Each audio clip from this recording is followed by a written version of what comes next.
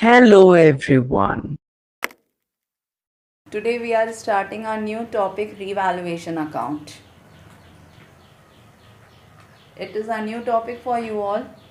Revaluation account is that account in which we are recording the changing value of asset and liabilities. We are learning a chapter, change in profit sharing ratio.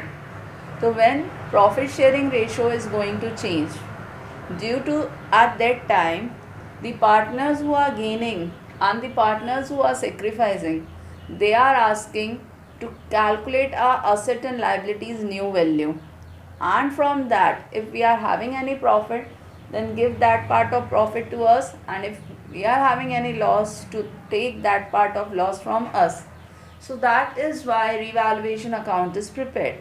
So revaluation, by the word only, revaluation means we are calculating the new values, and that new values, changing value, we are recording in that account. So I am giving the format how to make revaluation account, and then we are starting our numericals.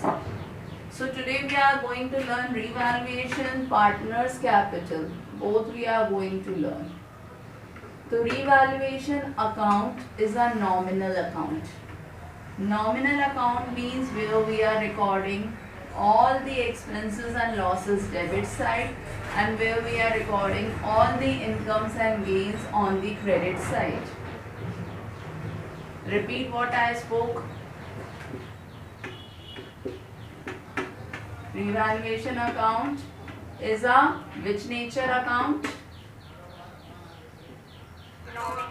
Nominal nature. Nominal nature is what?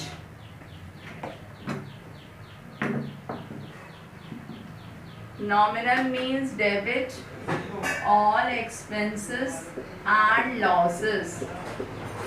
Credit all incomes and gains.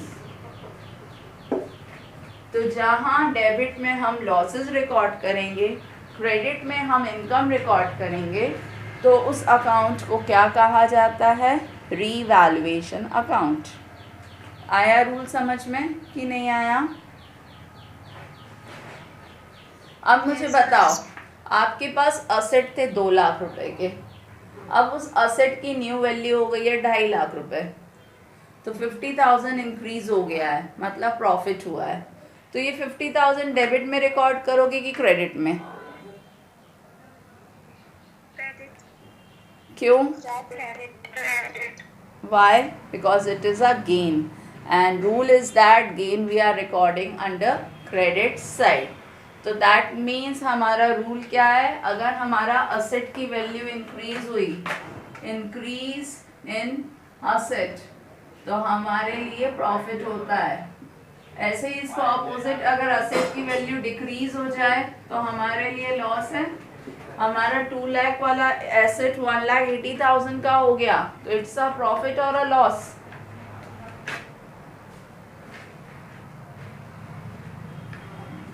बताओ. हमारा old value है 2 lakh and now it is 1,80,000. It is a gain for us और a loss for us? So loss will be recorded debit side. Now liability. Liability, हमें किसी को 20,000 रुपए देने थे. आज वो कह रहा है भैया तुम तो मुझे 15,000 दो और खाता खत्म करो, हिसाब किताब खत्म करो. तो अब ये बताओ, आपको फायदा हुआ कि घाटा हुआ?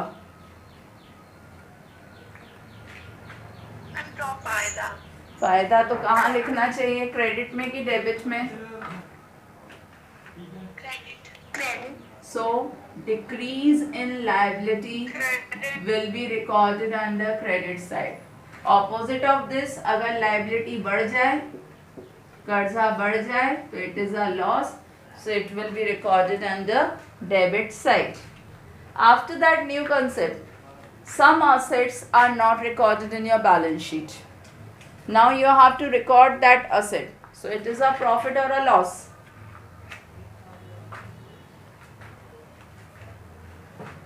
बोलो. बैलेंस शीट में हमने पुराने जो स्क्रैप असेट्स हैं उनको रिकॉर्ड नहीं करा, अब हमें उन स्क्रैप असेट्स को रिकॉर्ड करना है. तो अब जब हम बैलेंस शीट में रिकॉर्ड करेंगे तो हमारे असेट की वैल्यू इंक्रीज हो जाएगी. So it is a profit और a loss? It is a profit. It is a profit बेटा. हमने बैलेंस शीट में हमारे पास एक पुराना टाइपराइटर है जो हमने अपने कबाड़ खाने में रखा हुआ है, तो हमने उसको बैलेंस शीट में नहीं लिखा क्योंकि इसका कोई यूज नहीं है. बट आज हम उसको बेच रहे हैं तो हमें पैसे मिल रहे हैं, तो हमें प्रॉफिट हुआ. Yes ma'am. ठीक है. ऑपोजिट टू दिस, ऐसे unrecorded liability arises, then it is a loss.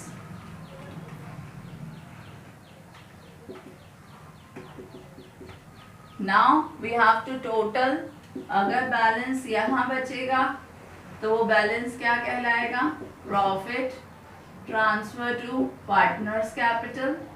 और अगर बैलेंस इधर बचेगा तो क्या कहलाएगा? Loss transfer to partners capital. This is your revaluation account which will be distributed in old ratio. It is clear how to make revaluation account? Yes. So now we are starting our numerical.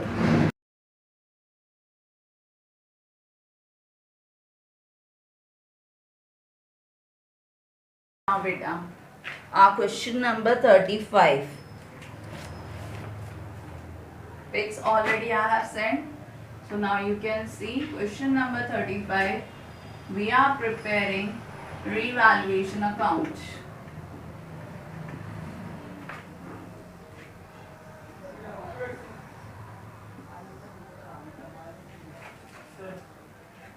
So they are saying E, F and G are partners for the ratio 2:1:1.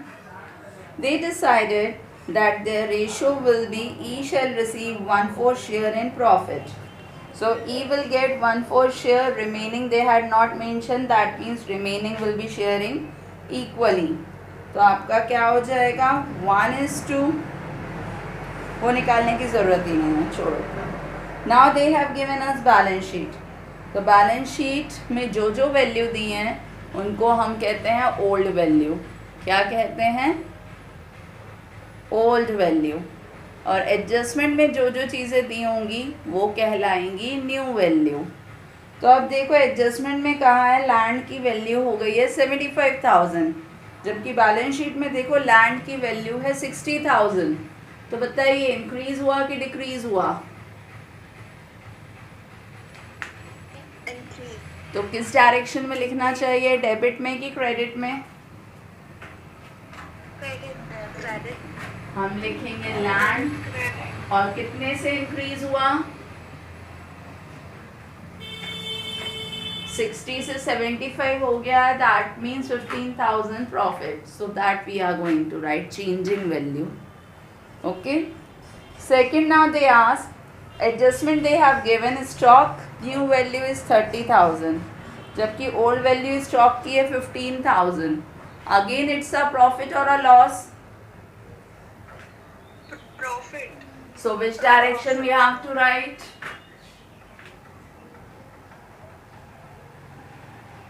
Changing value we are going to write. 15 से 30 हो गया है, that means 15,000 बढ़ गया है.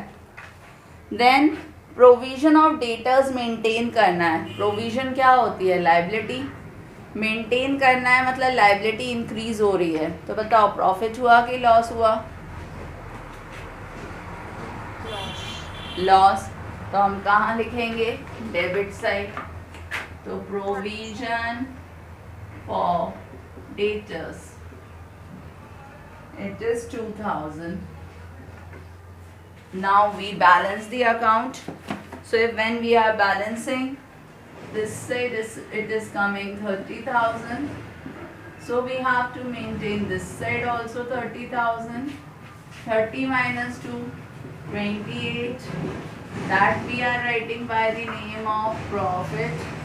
Transfer to partners capital and distribute to E, F and G in their old ratio. And old ratio is given 2:1:1. So distribute it into that ratio. So it will be coming 7,000, 7 and 14. Clear how to make revaluation account? Yes. Journal entry as we are doing previously, same way we have to do, no new rule. If we have to write journal entry of debit side, so it will be moving in journal entry credit side. आपको मालूम है अगर हमें debit side की journal entry करनी होती है तो हम जर्नल एंट्री में उसको क्या कर देते हैं, क्रेडिट. तो प्रोविजन फॉर डेटर्स हमारा कहाँ चला जाएगा, क्रेडिट में. और जो लेजर का नाम है वो क्या हो जाएगा, डेबिट साइड, क्योंकि हम डेबिट साइड की जर्नल एंट्री पास कर रहे हैं. तो पहली एंट्री बन गई revaluation account debit to provision for doubtful debt 2000. Clear. अब बताओ इस साइड की जर्नल एंट्री पास करनी है तो क्रेडिट में है तो क्रेडिट वाली चीजें जर्नल एंट्री में क्या हो जाएंगी, डेबिट. सो क्रेडिट वाली जर्नल एंट्री में डेबिट हो जाएगा, that means land account debit. हम एक साथ कंपाउंड एंट्री कर दे रहे हैं बार बार करने से अच्छा. Land account debit, stock account debit, और इसके क्रेडिट में क्या लिखेंगे, जो लेजर है. तो लेजर क्या है, revaluation. And right 15,000 and at last 30,000. ये जो बैलेंस निकलता है इस बैलेंस की एंट्री हमें लास्ट में करनी रहती है. तो बताओ बैलेंस की जर्नल एंट्री क्या होगी, डेबिट में बैलेंस है तो डेबिट वाली चीज क्या हो जाएगी, क्रेडिट की debit.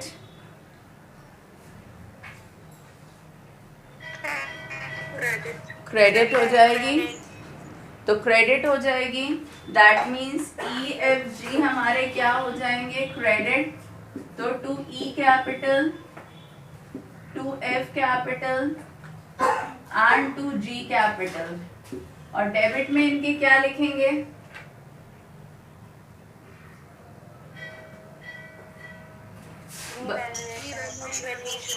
Yes revaluation account debit. तो इनकी वैल्यू लिखिए 14, 7, 7, sum total 28,000. Now clear how to pass the journal entry and even how to make a ledger of revaluation account. It is clear to everyone now? Yes, ma'am. Okay, beta. Ma'am, they are given E shall receive 1/4 part of the profit. New ratio, for calculating new ratio they have given. So new ratio is of no use, due to that we have ignored that line, beta. Okay? Okay, ma'am.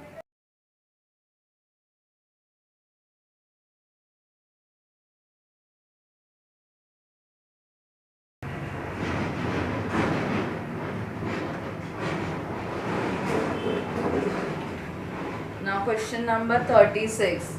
Whose work finished, please read that question.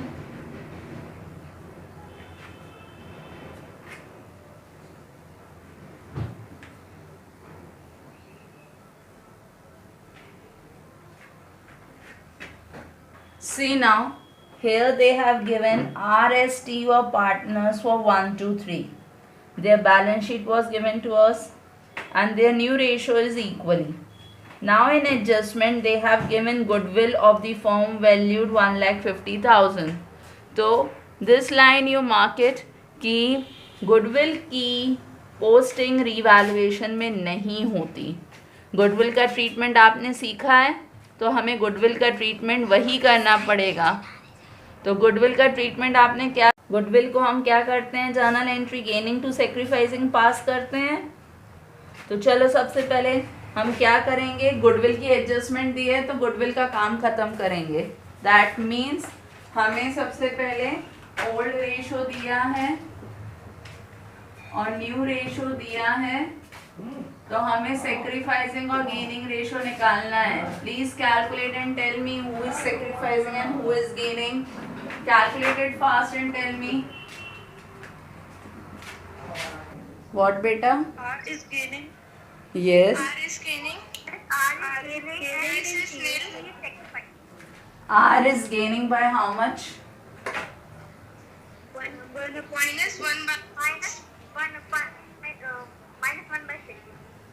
And S is nil. And T is sacrificing by 1/6 only.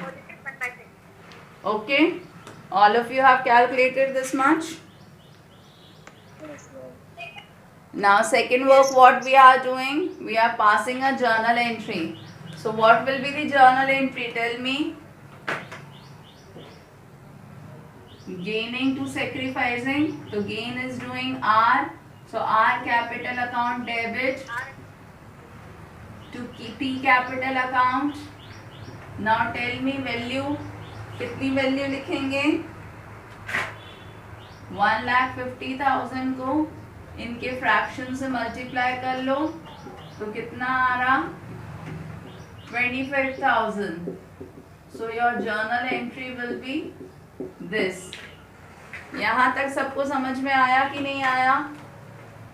ये आप अभी तक करते आ रहे हो? Yes, ma'am. After that, now what we have to prepare? We have to prepare revaluation account.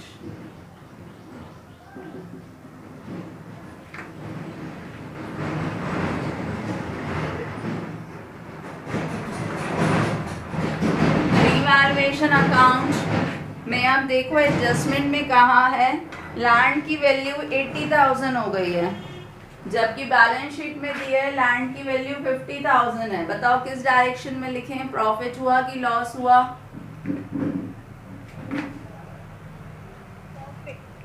कितने का profit? कितने का? 30,000. किस डायरेक्शन में लिखें?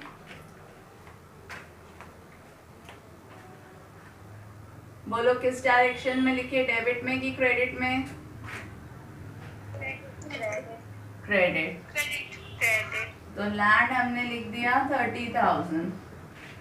अब उनने बिल्डिंग का है डेप्रीशिएट हो गई है 6%. तो डेप्रीशिएट मतलब कम हो गई है. कम हो गई है तो कहाँ लिखेंगे? Debit side. लॉस है तो बिल्डिंग देखो बैलेंस शीट में दी है 50,000. 50,000 का 6% निकालो कितना आ जाएगा? 3,000. So 3,000 we are writing debit side. Then creditors 6,000 were not likely to be claimed.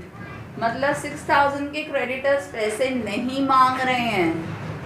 तो नहीं मांग रहे हैं पैसे, इट्स अ प्रॉफिट और a loss? So profit, that means we have to write credit side. Now balance it. It is coming 36. That means this direction also 36. 36 minus 33,000. This 33,000 we are writing by the name of profit transfer to partners capital. And this we are distributing in which ratio? Old ratio. Old ratio is given 1:3. That means distribute into 1:3. 5,500, 11,000 and 16,500. आ गया बेटा इतना समझ में? Yes, ma'am. So now I am telling how to make partners capital. New topic. ठीक है? आज और partner capital बनाना और सिखाएंगे. तो पार्टनर कैपिटल कैसे बनाया जाता है बेटा? देखो कितने पार्टनर्स हैं? RST. तो सबसे पहले आपको पार्टनर्स कैपिटल में उतने कॉलम बनाने पड़ेंगे. एक पर्टिकुलर, फिर RST, same way this direction, particular, RST. पहले कॉलम समझ में आए कितने कॉलम बनाने हैं? अब समझ लेना पहले क्या क्या लिखेंगे हम इसमें, सो दैट आपको बाद में डाउट ना आए. सो सबसे पहले देखो बैलेंस शीट में पार्टनर्स की कैपिटल दी है कि नहीं दी है? लाइबिलिटी साइड दी है 1,50,000 और 25,000, तो इसको हम क्रॉस एंट्री करेंगे। क्रॉस एंट्री मीन्स लाइबिलिटी में दिया है तो क्रॉस हो जाएगा ये क्रेडिट साइड, तो हम लिख देंगे कितनी कितनी दी है 1 लाख, देन 50,000 and 25,000।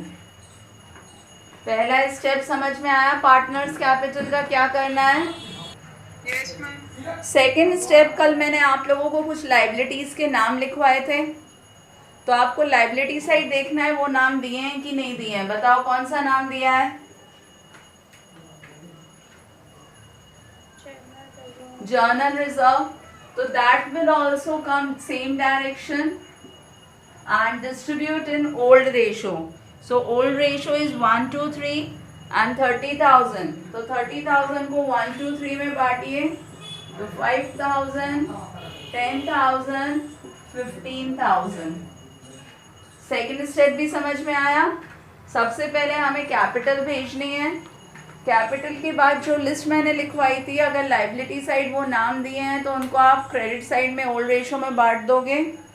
थर्ड, आप असेट साइड में नेम्स देखो जो मैंने आपको लिखवाए थे, कोई नाम दिया है क्या?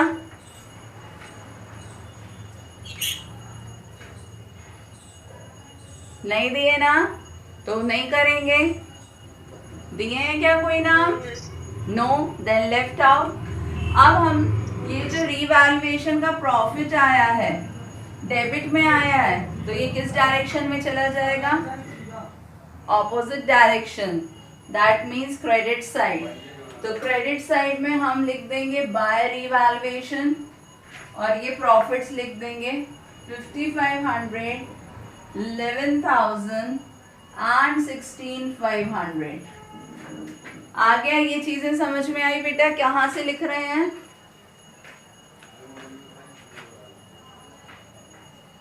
Clear this much? Yes ma'am. Now the journal entry जो हमने पास करी है, उस जर्नल एंट्री का यूज देखो क्या करना है। इस जर्नल एंट्री का यूज, आर डेबिट है, दैट मीन्स आर की डेबिट साइड लिखेंगे, बट ऑपोजिट नाम, तो ऑपोजिट नेम क्या है? टू टी कैपिटल, तो टी लिख दिया। सेम वे टी क्रेडिट है, तो टी के क्रेडिट साइड लिखेंगे,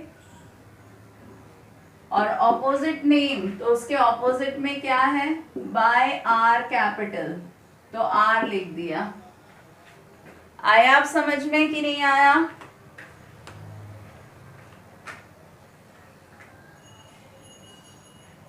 इट्स क्लियर? यस। जो हमने अभी चीजें करी हैं उन सब का यूज करना है पार्टनर्स कैपिटल में। तो समझ में आ गया क्या क्या चीजें यूज करनी है?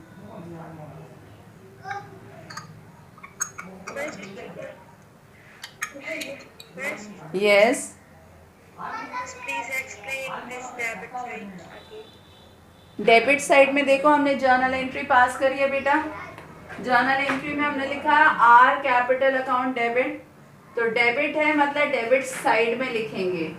आर है तो आर के कॉलम में लिख देंगे, मगर नाम क्या लिखेंगे? ऑपोजिट वाला, तो to T capital. T credit है तो टी के क्रेडिट में लिखा हमने, मगर टी के ऑपोजिट क्या नाम है? आर, तो इसीलिए हमने बाय आर लिख दिया। Now it is clear? Yes please. Now you have to calculate the balance, total it and calculate it balance. Individual balance we have to calculate, that we are writing by balance carried down. So it will be coming 1,10,500. So this direction also 1,10,500. इसमें से 25,000 minus करो और बताओ कितना आ रहा है।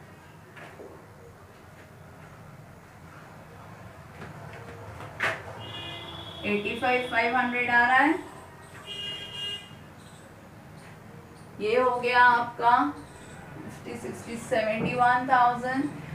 यहाँ कुछ भी नहीं है तो वही का वही बैलेंस बच जाएगा। It is coming 25, 40, 50, 60, 75, 81, 500. So यहाँ पे भी 81, 500 will be going to come.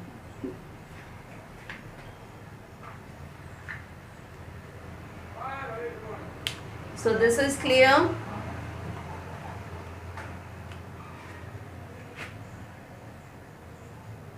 It's clear to everyone now. Yes, miss. Yes, ma'am. Now last part balance sheet also explaining, क्योंकि कल करवाऊंगी तो सब कुछ भूल जाओगे. तो बैलेंस शीट अब देखो कैसे बनाई जाती है वो समझ लीजिए. Then our topic will be going to end here. देखो बेटा, आप पुरानी बैलेंस शीट में से चीज़ों को कॉपी करना है. तो कौन कौन सी चीज़ों को आपको पुरानी बैलेंस शीट में से कॉपी करना है वो देखो. बैलेंस शीट में सबसे पहले लिखे हैं क्रेडिटर. तो हम क्रेडिटर एज इट इज लिख दे रहे हैं, उसकी वैल्यू अंदर. बिल्स पेबल, बिल्स पेबल की वैल्यू भी हम लिख देते हैं अंदर, क्योंकि हमें एडजस्टमेंट्स मालूम नहीं है किस में है किस में नहीं. जर्नल रिजर्व हम बांट चुके हैं पार्टनर्स कैपिटल में, इसीलिए नहीं लिखेंगे. कैपिटल हम बांट चुके हैं पार्टनर्स कैपिटल में, इसलिए नहीं लिखेंगे. आया समझ में क्या लिखेंगे क्या नहीं लिखेंगे. जो जो चीज़ें हम पार्टनर्स कैपिटल में दे चुके हैं उनको हम दोबारा नहीं लिखते, जो नहीं दी हैं उन्हीं को लिखेंगे. Clear one thing. Yes, ma'am. Now same way asset. Asset तो हमने कुछ भी नहीं दिए हैं पार्टनर्स कैपिटल में, इसलिए असेट पूरे के पूरे लिख दे रही हूँ और इनकी वैल्यू अंदर लिख रही हूँ.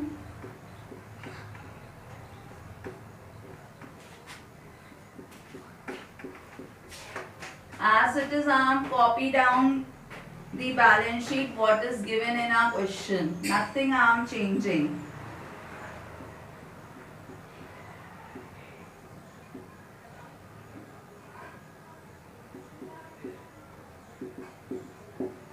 अब देखो इसके बाद मैं क्या करने वाली हूँ.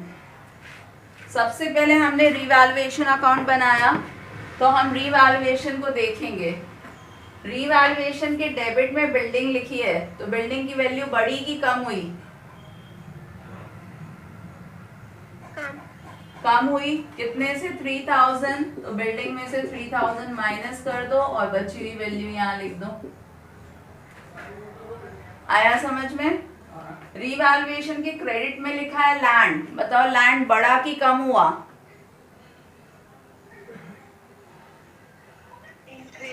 Increase. That means here also we are going to increase and we will write new value. Creditors हमने क्रेडिट में लिखे हैं, that means creditors बढ़े कि कम हुए.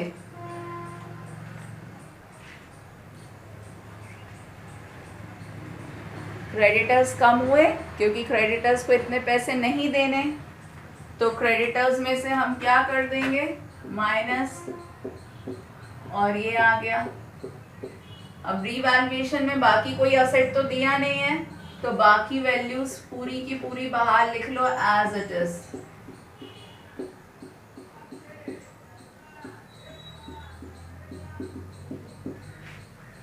आया समझ में कैसे किया मैंने. नाउ पार्टनर्स कैपिटल में जो हमने ये कैरेट डाउन निकाले हैं, ये न्यू बैलेंसेस हैं. इन न्यू बैलेंसेस को हम लायबिलिटी में कैपिटल के नाम से लिखेंगे. RST की 85,500, 71,000, 81,500 और प्लस करके बाहर लिख दे रहे हैं.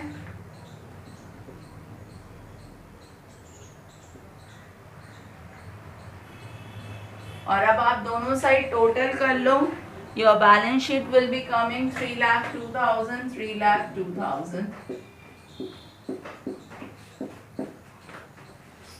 This is your sum. In this way we have to do.